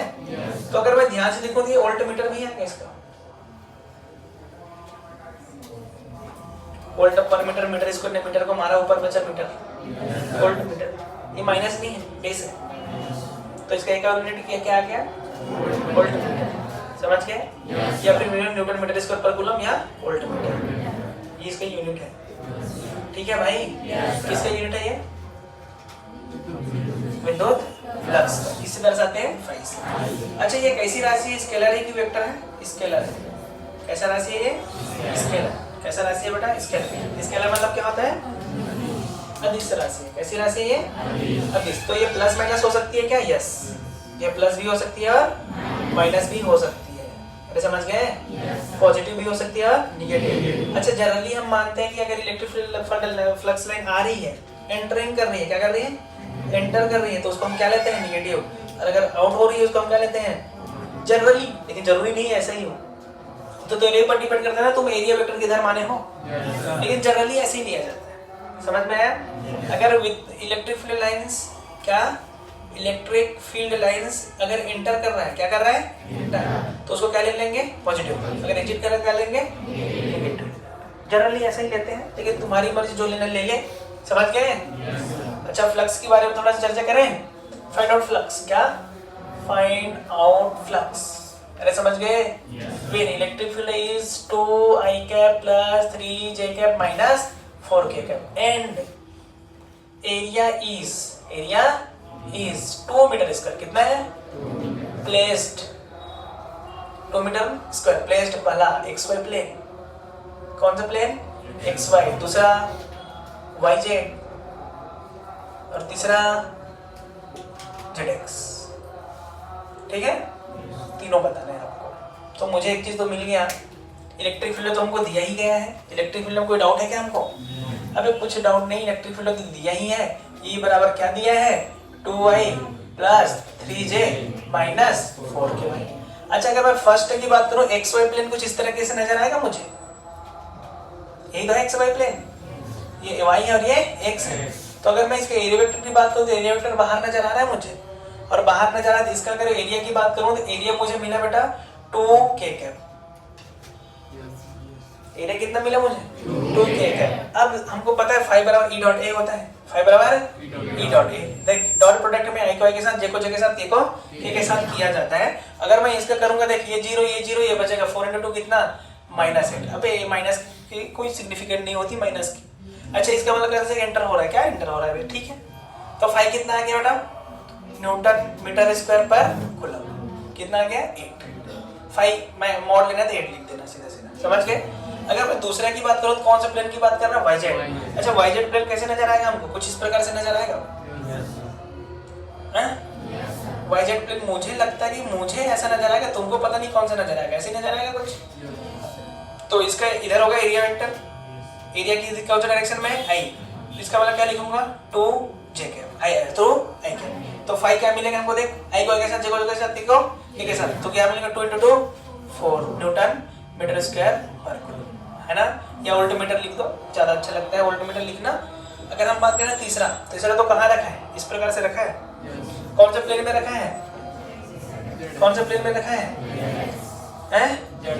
जेड एक्स प्लेन में। इस प्रकार से कुछ नजर आएगा, तो इसका एरिया वेक्टर मुझे इस तरीके से नजर आएगा, और कितना नजर आएगा 2j कैप। अगर 2j कैप नजर आया तो फाइव का वैल्यू क्या आ जाएगा, 2 × 3 कितनी 6 वोल्ट मीटर।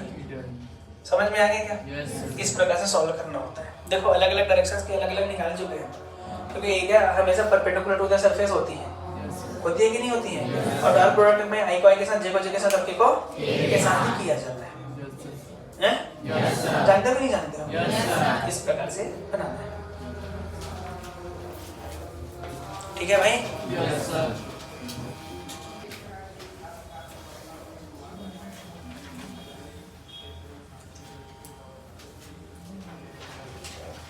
काश मुझे भी तुम्हारे जितना फिजिक्स आता,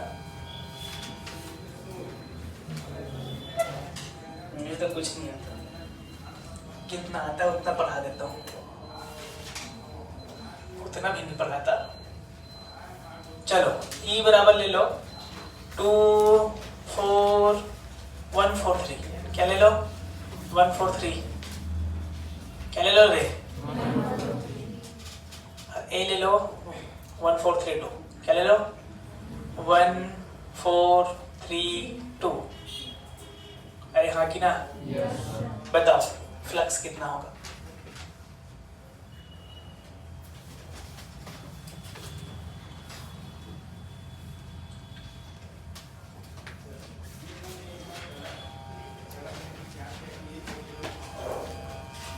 फ्लक्स कितना होगा बताना है भाई।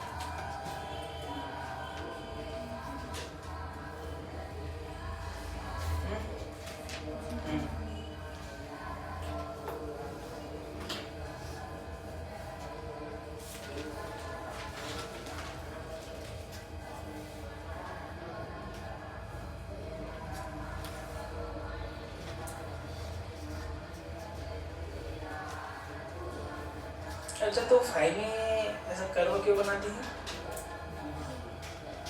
तो ऐसा घुमाए क्यों है इसको। अभी गौसला थोड़ी पढ़ा है EDS, that is equal to 5 close loop EDS equal to Q by cell naught. चलो फाइव कितना आएगा बोलिए। हाँ मुझे लगता है 0 आएगा। किसका आगे सबका आना चाहिए। चलो आगे थोड़ा सा चर्चा बढ़ा देते हैं। बेटा ये है हमारा, जो भी समझ ले इसको, क्या समझे इसको, सिलेंडर। क्या है ये, सिलेंडर की लंबाई L है और इसका त्रिज्या R है, ठीक है। यहाँ से इलेक्ट्रिक फील्ड लाइन से जा रहा है, थोड़ा बहुत नजर आया इलेक्ट्रिक फील्ड लाइन कैसे दिख रहा है। ई वाले इलेक्ट्रिक फील्ड लाइन से आ रहा है, तो आपको नेट फ्लक्स बताना है। क्या बताना है बेटा, नेट फ्लक्स। अच्छा अब इसको सॉल्व करने की कहानी बताना चाहिए बेटा। जितने सरफेस है सबको अलग अलग सरफेस बांट लेना है, जितने सरफेस है सबको अलग अलग सरफेस बांट लेना, फिर सॉल्व हो जाएगा। अगर मैं यहाँ पर बात करूँ फ्लक्स की बात की है ना, तो यार जिंदगी एक तूफान है। ये पूछा नेट फ्लक्स, Yes, sir. अच्छा बताइए यहाँ कितने सरफेस हैं? यहाँ पर दो सरफेस नजर आ रहा है मुझे, Yes, sir. एक ये वाला और एक ये वाला। Yes. इस सिलेंडर में कितने सरफेस है? दो। दो। एक ये देखो ये वाला Yes, और एक sir. ये वाला। इसको बोला जाता है फ्लैट सरफेस, इसको बोला जाता है कर्व सरफेस। तो यहाँ पर दो सरफेस है। अगर मैं ds की बात करूँ तो मेरे पास ds दो सतह की वजह से आएगा। एक किसकी वजह से आएगा बेटा? कर्व। और एक कितने किसकी वजह से आएगा? फ्लैट। अच्छा मैं फ्लैट की जो एरिया की बात करूँ तो पाई आर स्क्वायर होगा और इसकी एरिया की बात करूंगा तो इसका 2 पाई आर एल होगा। हाँ कि ना? कर्व सरफेस 2 पाई आर एल है और इसकी बात करूँ क्या आ जाएगा? पाई आर स्क्वायर। समझ में आया? तो अगर दो सतह की वजह से आ रहा है तो मेरा फाई भी दो सतह की वजह से आएगा। एक आएगा कौन सा? कर्व। और एक किसकी वजह से आएगा? फ्लैट। फ्लैट नहीं फ्लैट, है ना? Yes, sir. तो एक किसकी वजह से आएगा? फ्लैट। और एक किसकी वजह से आएगा? कर्व। कर्व सरफेस की वजह से अगर मैं फाई लिखूंगा तो ई लिखूंगा, ई है ना, एरिया लिखूंगा 2 पाई आर एल और cos 90 लिखूंगा। तो इसका सरफेस एरिया ऐसा कुछ नजर आएगा ही। और इलेक्ट्रिक फील्ड उस पे एंगल कितना है? 90। तो फ्लाई 5 कर्व कितना आ गया भैया? 0 आ गया। cos 90 0 होता है। Yes, sir. Yes, sir. अरे हाँ कि ना? Yes. अब फ्लैट सरफेस भी दो भागों में बटा हुआ है, एक पहला वाला एक दूसरा वाला। अरे यार देखना, एक पहला वाला और एक दूसरा वाला। तो कर्व सरफेस को भी मैं दो भागों में बांटूंगा, एक पहला वाला और एक दूसरा वाला। और पहले वाले में एंगल देखो तो अगर देखूंगा तो एरिया उधर लूंगा, बाहर लेके चल रहा हूं मैं हर बार एरिया उधर लूंगा, इलेक्ट्रिक फील्ड इधर होगा, दोनों में एंगल 180 होगा। तो यहाँ पर फाई लिखूंगा, क्या लिखूंगा? E into pi r square cos 180। हाँ कि ना? और यहाँ पर लिखूंगा देख इलेक्ट्रिक फील्ड इधर ही और एरिया भी इधर ही होगा, तो दोनों में एंगल कितना? 0। तो यहाँ लिखूंगा E pi r square cos 0। हाँ कि ना? तो यहाँ पर जो आ जाएगा बेटा E पाई आर स्क्वायर आएगा। हाँ कि ना? और यहाँ पर जो आएगा वो कितना आएगा? Minus E pi r square आएगा। हाँ कि ना? तो नेट इलेक्ट्रिक फ्लक्स की अगर हम बात करें तो phi curve plus phi flat. हाँ कि ना? और फाई फ्लक्स कर्व की बात करें तो 0 है और इसकी बात करें तो minus E pi r square plus E pi r square. तो फाई नेट कितना आ गया भैया? 0 आ गया। Yes, sir. कुल मिला के फ्लक्स कितना है? क्योंकि जितनी आ रही है उतनी तो बाहर चली जा रही है। Yes, sir. तो कुछ एनर्जी की खपत हुई क्या वहाँ? नहीं। तो कुछ खपत ही नहीं, तो क्या इलेक्ट्रिक फ्लक्स आएगा वहाँ पे? तो जितना ही उतना चलेगा। क्लियर है कि? हैं? Yes, sir. क्लियर है कि नहीं है भाई? Yes, sir. इसका मतलब मुझे एक चीज समझ में आ गया, अगर चार्ज बाहर है तो नेट इलेक्ट्रिक फ्लक्स 0 आने वाला है। देख चार्ज बाहर रखा है तभी इलेक्ट्रिक फील्ड बाहर जा रहा है।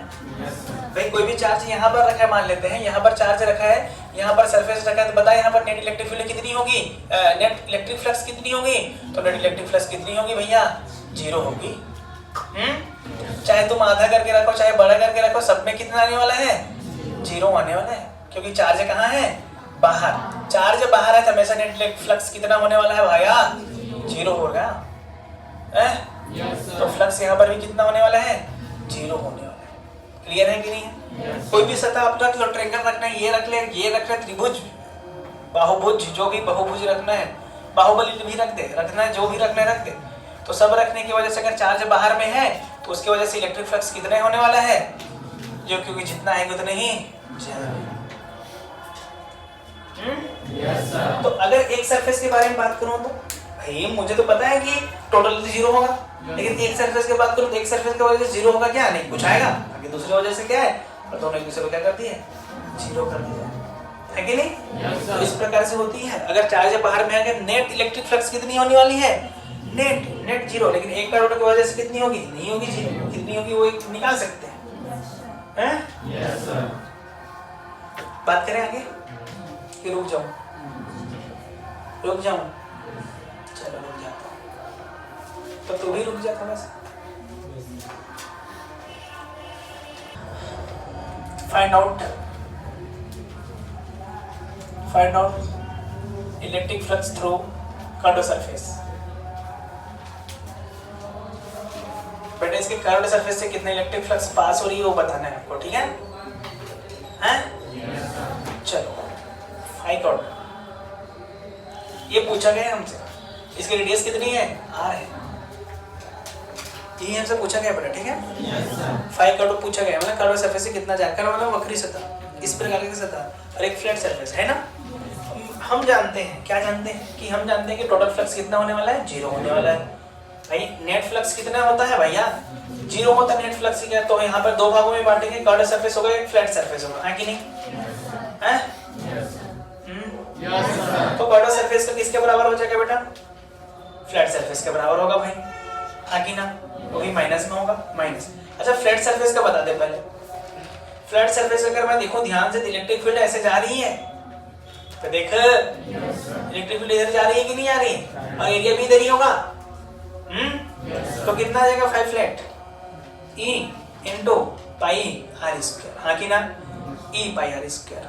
क्लियर है कि गलत है, सही है भाई। तो 5 का 2 कितना आ जाएगा, माइनस टाइम्स है तो minus E pi r square answer. तो कर्व्ड सरफेस की वजह से कितना आ गया, minus E pi r square. कितना आ गया? अच्छा एक चीज बता मुझे तो, क्या कर्व्ड सरफेस का एरिया इतना ही होता है क्या पाई आर स्क्वायर, कि कुछ और होगा? कुछ और होता है यार, 2 पाई आर स्क्वायर होता है एक्चुअल में, अगर स्फीयर की बात हो तो मैं तो 2 पाई आर लिखा, इसके मतलब गलत लिखा हूं क्या? गलत तो नहीं होगा, कुछ तो रीजन होगा जो लिखा हूं मैं, हाँ कि ना। इसका मतलब जो भी हमको एरिया लेना है बेटा, उसके अगर मैं फ्लक्स की बात करूं, फ्लक्स कर्व्ड सरफेस की बात करूं, है ना, तो फ्लक्स कर्व्ड सरफेस की वजह से क्या आने वाला है, देख curved surface, only curved surface की वजह से आने वाला है E इंटू प्रोजेक्टेड एरिया। कौन सा एरिया? प्रोजेक्टेड वाला छाया एरिया। अबे छाया एरिया मतलब प्रोजेक्टेड वाला छाया वाला एरिया, छाया वाला एरिया इंटू cos थीटा लिख देना, इंटू cos थीटा। तो हमें ऐसे यही फॉर्मूला लगा के निकालना अगर एक सरफेस के बारे में हमसे पूछा है तो। कौन सा एरिया? छाया वाला। अच्छा इधर से तू टार्च जला के देखेगा, इसका छाया कुछ ऐसा सर्कल बनते हुए नजर आएगा, और सर्कल के लिए पाई आर स्क्वायर होता है। सर्कल मींस वृत्त है। गोला में तू टार्च जला के देख कैसे नजर आता है? अबे गोला में टार्च जला के देखा है कभी? क्या ही बोल रहे हो सर आप, फालतू की बात, बकवास वाली बात करते रहते। हम तो कभी गोला नहीं देखे, कभी टार्च नहीं देखे, तो कहां से उसका छाया देखेंगे? बेवकूफो, उठा के फेंक दे रहा हूं मैं अभी। इमेजिनेशन नाम की तो चीज है ही नहीं तुम्हारे अंदर। गोला देखा हो गोला? Yes sir. उसमें कभी टार्च जला के देखे हो? नहीं देखा? सोचो ना मन में, टार्च जला के देखोगे तो छाया बनेगा, उसका कैसे बनेगा? गोला ही बनेगा, हाँ कि ना? हे भगवान, गोला का टार्च जला के देखोगे छाया भी गोला बनता है। गोला भी, उसका छाया भी 3D होता होगा। मेरा छाया जहां भी बन रहा है वो 3D बन रहा होगा मेरा छाया, क्योंकि तो तुम्हारे साथ गोला का छाया गोला बनता है कि नहीं? तुम्हारा मुंडी का छाया देखो, मुंडी बनता होगा। ए यार तुम लोग कैसे बेवकूफ हो लोग यार, एकदम सच बताऊं तुम्हें। कैसा बनता है उसका छाया भाई? वृत्त बनता है ना। हाँ चल, ये शंकु है, क्या है ये? शंकु की त्रिज्या r है, क्या है? और हाइट कितना है? h। बता यहाँ फ्लक्स एक सरफेस से, ओनली वन सरफेस की बात कर रहा हूँ, फ्लक्स वन सरफेस, बोल कितना आएगा? E। अब बता इसका छाया कुछ इस तरीके से नजर आएगा मुझे, तुमको पता नहीं कौन सा नजर आएगा, इस तरीके से नजर आएगा छाया मुझे। इधर से जला के देख, और ये कितना है? 2r है, और ये कितनी है? h। तो इसका एरिया बता, half into 2r into h, तो कितना आ गया? RH। E RH is the answer. एक सरफेस का है ना ये, अब टोटल 0। सपनों में सजना, सपनों में नींद लेके सपना सजना आ गया, है कि नहीं? थोड़ा बहुत समझ में आ रहा है? Yes sir. हाँ? ले अब बता, एक सरफेस की वजह से बता ना, इधर से वन सरफेस, बोल। अरे बोल भाई। इंटू पाई आर स्क्वायर है, into pi r square, pi r square ही है, वो और 0 है।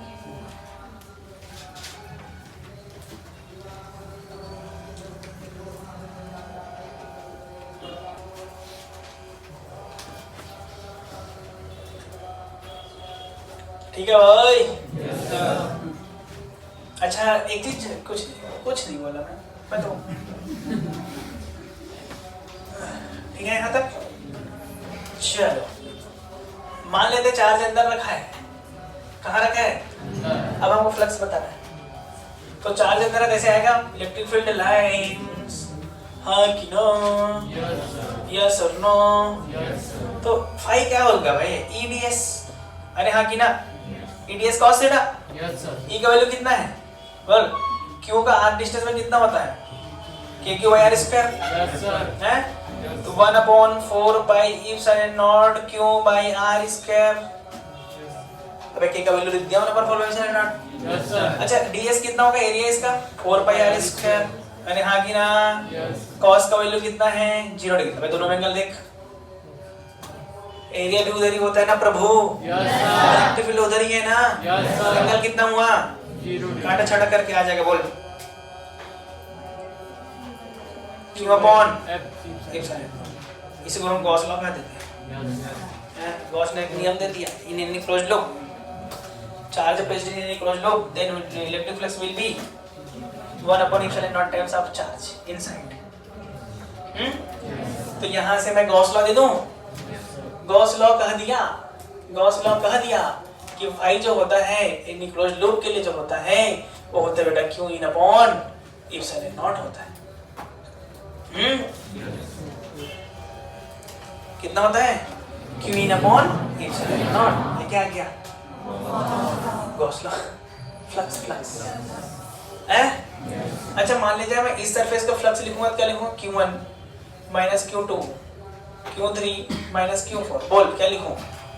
फ्लक्स बोल Q1 minus Q2 plus Q3 minus Q4 divide by epsilon. अच्छा क्लोज सरफेस का जो सॉलिड एंगल होता है कितना होता है? 4 पाई। अच्छा तो सॉलिड एंगल 4 पाई है तो उसके लिए जो फ्लक्स होगा कितना होगा? 4 पाई सॉलिड एंगल के लिए कितना? क्यू अपॉन एप्सिलॉन नॉट यार, हाँ कि ना। तो 2 पाई के लिए आधा, 2 पाई के लिए और 1 पाई के लिए 1/4। बट इतना याद रखना 4 पाई के लिए कितना होता है? Q pi epsilon. अच्छा मान लीजिए मैं एक ऐसा सरफेस बना दिया, मैं इसके अंदर चार्ज रख दिया क्यों? कितना रख दिया? क्यों? बता फ्लक्स कितना होगा? Q upon epsilon not. अबे अंदर रखा है, अंदर किसी के भी अंदर रख दे, वहां पर चार्ज के मतलब वहां पर फ्लक्स कितना होने वाला है? Q upon epsilon not. ऐसा सरफेस में भी है, देखो क्यू इनसाइड ही तो लिखा हूं। अगर मैं यहाँ पर लिख दूं, यहाँ पर Q1 है, यहाँ पर Q2 है, यहाँ पर Q3 है, यहाँ पर Q4 है, बता फाई कितना होगा? Q1 plus Q2 plus Q3, हाँ कि ना? अरे वाह, ये होगा भाई। अंदर का लेना है, बाहर की बात नहीं। समझ में आया? अंदर वाली के साथ खुश है कि बाहर वाली के साथ? है ना? इसलिए शादी के बाद बाहर वाली नहीं रखना, नहीं तो गड़बड़ हो जाएगा, है ना। गड़बड़ खुद रख दे Q3 Q4, आंसर गलत आ जाएगा कि नहीं? जो प्रोडक्ट आएगा वो कुछ और आ जाएगा। ठीक है कि नहीं भाई? थोड़ा बहुत समझ में आ रहा है कि नहीं? तो हमसे इसमें कुछ इस प्रकार से भी क्वेश्चन पूछ देता है।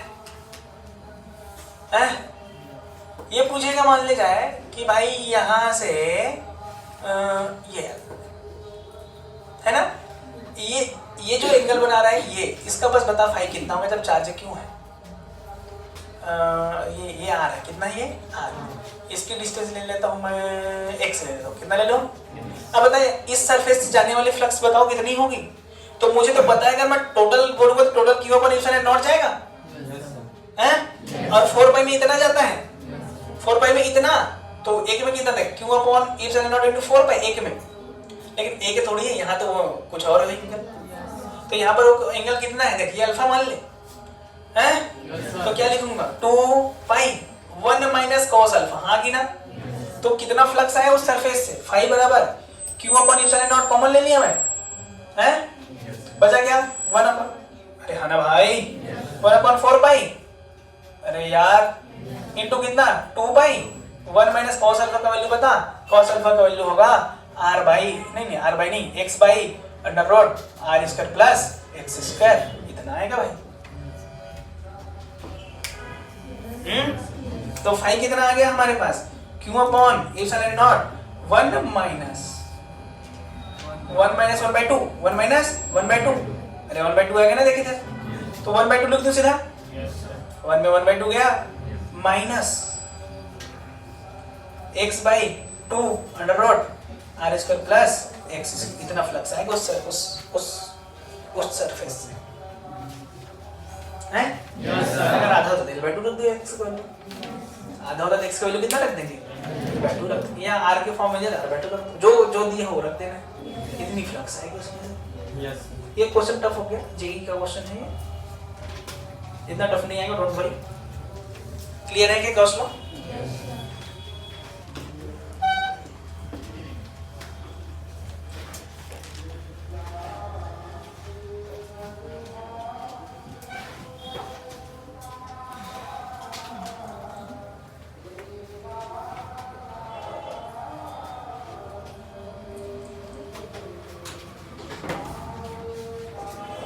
हो गया? चलो आगे बढ़ते हैं। फ्लक्स के बारे में थोड़ा सा जानकारी मिली हमको, क्यू अपॉन एप्सिलॉन, आगे ना मान लेते बेटा, अगर मैं अब जो लिख रहा हूँ उसको याद रखना है, ठीक है? यहाँ पर मान लें चार्ज क्यू रखती है, क्या रखती है, क्यू। अब बता फ्लक्स कितना आएगा, तो मुझे क्या करना पड़ेगा, इसको सबसे पहले क्रॉस लूप बनाना पड़ेगा। तो मैं क्या करूँगा, कुछ इस प्रकार से बनाना पड़ेगा दोनों साइड से। कितना स्फीयर लाया मैं, एक स्फीयर। अब जो नेट फ्लक्स लिखूंगा वो कितना आ जाएगा, क्यू अपॉन एप्सिलॉन नॉट। कितने फ्लक्स की वजह, कितने सतह की वजह से है, 2 है ना, ये 2 क्या बोलूं मैं, 2 सरफेस, हाँ कि ना भाई? मुझे तो आधा चाहिए, तो आधे की वजह से कितना हो जाएगा, क्या आ जाएगा, Q/2 एप्सिलॉन नॉट। क्योंकि इसको बंद करने के लिए मुझे कितनी की जरूरत पड़ी है, अरे दोनों मिला के कितना था, Q अपॉन एप्सिलॉन नॉट, लेकिन एक से कितना आएगा, Q/2 एप्सिलॉन। समझ गया कि नहीं समझ गया? उसी प्रकार अगर मैं और बात करूं कि ये मान ले क्यूब है, क्या है, क्यूब ना,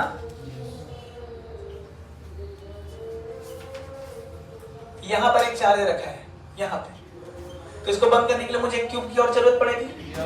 तो नेट फ्लक्स क्या लिखूंगा, नेट 2 क्यूब की वजह से Q/2, Q/एप्सिलॉन नॉट, हाँ कि ना, या क्यों है स्मॉल क्यों, लेकिन मुझे एक क्यूब की वजह से चाहिए, तो क्या लिखूंगा, Q/2 एप्सिलॉन, हाँ कि ना। उसमें भी हमको सतह की वजह से भी पूछा जाता है, तो जिस प्लेन में रखे उस प्लेन की वजह से फ्लक्स 0 होता है, क्योंकि उस प्लेन में तो एंगल 90 डिग्री हो जाएगा, तो 90 डिग्री हो जाएगा तो कोई फ्लक्स आएगा क्या, नहीं आएगा। जैसे मैं इसी में बोलूं, मैं ध्यान से देख, अगर इसी की कहानी मैं आगे बढ़ाना हो, तो अगर मैं यहाँ चार्ज रख दिया तो क्या होगा, ये दिखा, यहाँ पर चार्ज रख दिया,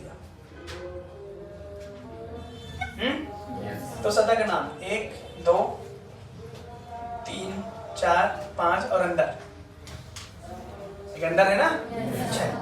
तो अगर मैं क्यूब की, अच्छा इसको बंद करने के लिए मुझे और कितने क्यूब की जरूरत पड़ेगी, 3 और क्यूब की जरूरत पड़ेगी, है ना, 3 more क्यूब रिक्वायर्ड, है ना, टू क्लोज, है ना, क्यूब को क्लोज करने के लिए 3 और की जरूरत पड़ेगी।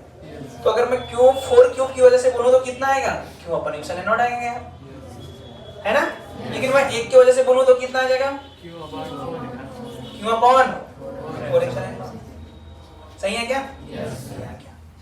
लेकिन ये पूरे के वजह से आया है। लेकिन अगर मैं 5/1 की वजह से बोलूं तो क्या आएगा, 5/1 देख इसी प्लेन में है ना, अरे यार ऊपर में रखा है, कौन से प्लेन में रखा है, 1, और कौन से प्लेन में रखा है, 1/4, ऊपर 4, दिखा, कॉपी दिखा, हाँ ना दिखा ना, उसको भी दिखा, ये देख यहाँ रखा है ना, यहाँ पे ऐसे, ये देख, तो ये वाला हो गया, और ये वाला भी तो होगा, ये वाला और ये वाला, तो कितना, 1/4, अरे 1/4 ना, तो 1/4 की वजह से कितना हो गया, तो ये टोटल सब मिला के है कितने सरफेस बचा, और मुझे पता है Q2 बराबर Q3 बराबर Q4 Q5 और Q6, और दैट इज इक्वल टू 4, कितना आने वाला है, 1 2 3 4 तो 6 ही सरफेस होते हैं ना इसमें, कितने होते हैं, 1 2 3 4 5 6, समझ गए? इन सब का सेम आएगा, लेकिन जीरो आएगा क्या? नहीं है, कुछ और आएगा। तो कितना है? ये जो आया वो सब में बटेगा कि नहीं बटेगा? बटेगा कितना रे? तो एक की वजह से कितना आ जाएगा?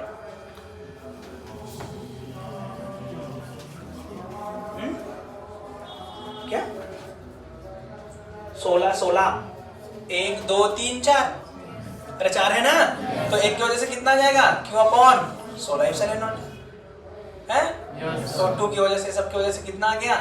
2 बोल 3 बोल सब की वजह से क्यों अपॉन 16 एप्सिलॉन। क्लियर है कि नहीं है? अगर मान लिया जाए अगर चार्ज को इस कार्नर में रख दिया पर,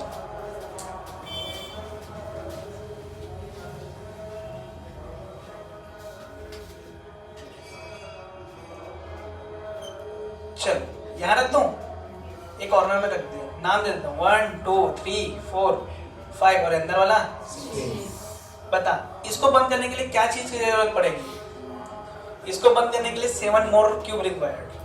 क्या? 7 मोर क्यूब रिक्वायर्ड। इसको बंद करने के लिए 7 और चाहिए। तो अगर मैं 8 की वजह से बोलूं तो कितना आ जाएगा भैया? Q upon epsilon not. अगर 1 क्यूब की वजह से बोलूं तो कितना आ गया? Q upon 8 epsilon not. हाँ कि ना? और मुझे पता है कौन सी सतह में रखा है, 1 3 4 1 3 5 1 3 5। तो इसका क्या आने वाला है? तो मेरे पास कितना सतह बचा? 5 है।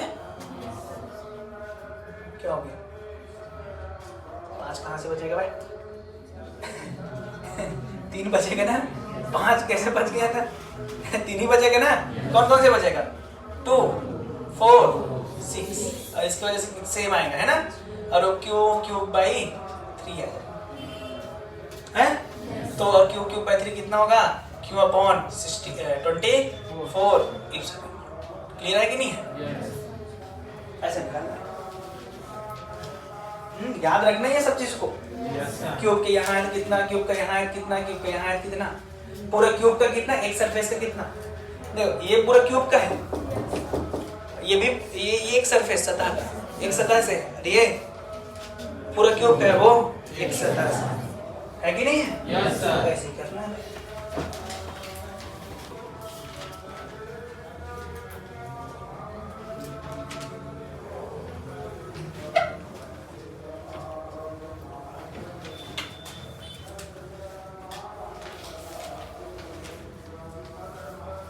यहाँ एक चार्ज है 2 क्यू, ठीक है? हैं? यहाँ पर नहीं, यहाँ पर क्यू रखा है। क्या रखा है? क्यू। यहाँ पर रखा है -q और यहाँ पर रखा है 3q, ठीक है? आपको नेट फ्लक्स बताना है। ये ऐसे है ना, ऐसे एक यहाँ रखा है और एक यहाँ रखा है और एक यहाँ, एक ऊपर और एक नीचे और एक इधर और इधर। तो इसकी वजह से तो 0 आने वाला है ना? ये क्यू और ये -q। तो अगर मैं देखूं इसको 2q, इसको 0 देख सकता हूँ। रिडक्शन मेथड लगा लो। अरे रिडक्शन मेथड जानते हो कि नहीं जानते हो? Yes sir. तो अगर क्यू रखूंगा तो क्यू और -q, तो इधर क्या जाएगा? 2q। तो 5 कितना आ जाएगा बेटा? 2q upon epsilon not. लेकिन एप्सिलॉन नॉट का आधा, तो इधर बंद करने के लिए एक और चाहिए ना। Yes sir. तो कितना आ जाएगा ये? q अपॉन सॉरी 5 है नहीं, 5 अपॉन कितना आ गया रे? q upon 2। समझ गए? Yes sir. Yes sir. अरे 3 कट जाएगा ना भाई, परपेंडिकुलर है।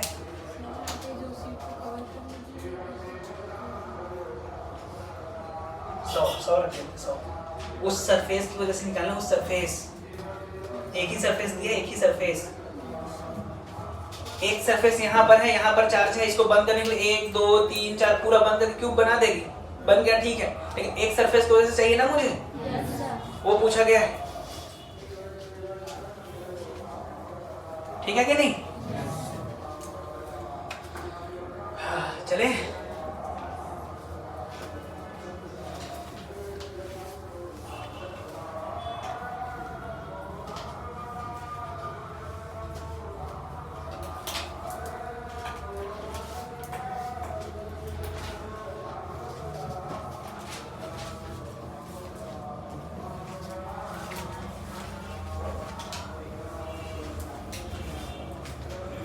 हो गया।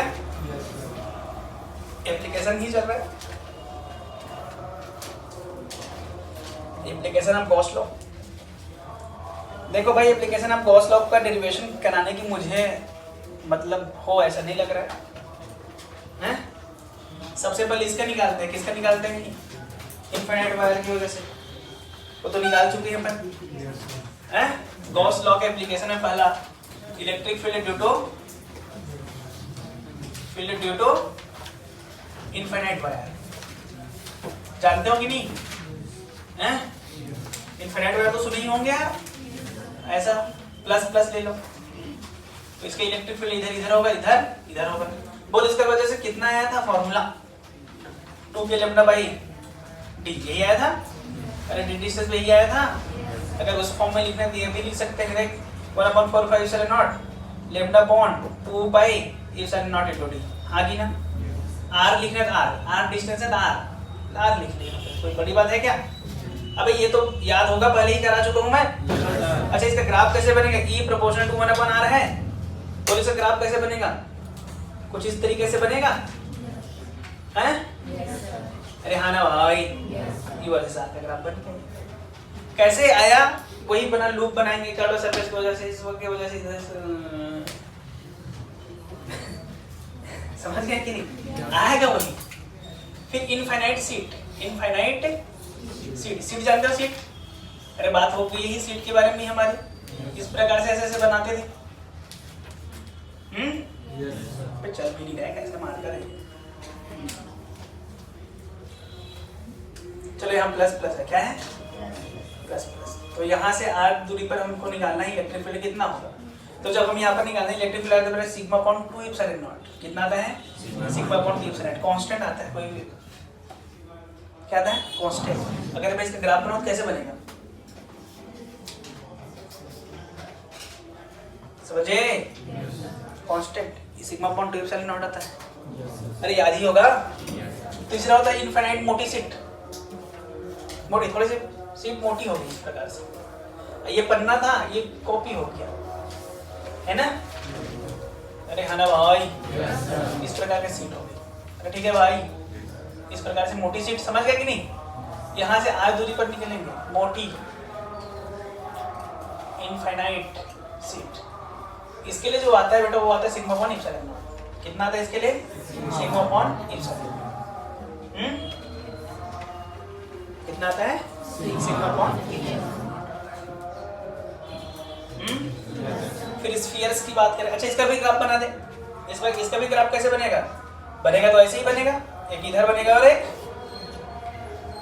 ऐसे बनेगा और एक नीचे बनेगा। बट यहाँ सिग्मा अपॉन एप्सिलॉन नॉट, यहाँ क्या आ जाएगा? Sigma upon epsilon. अरे कांस्टेंट है, वेरिएबल नहीं है। तो ठीक है भाई, बात करते हैं। 2 इनफाइनाइट सीट दे दिया गया है।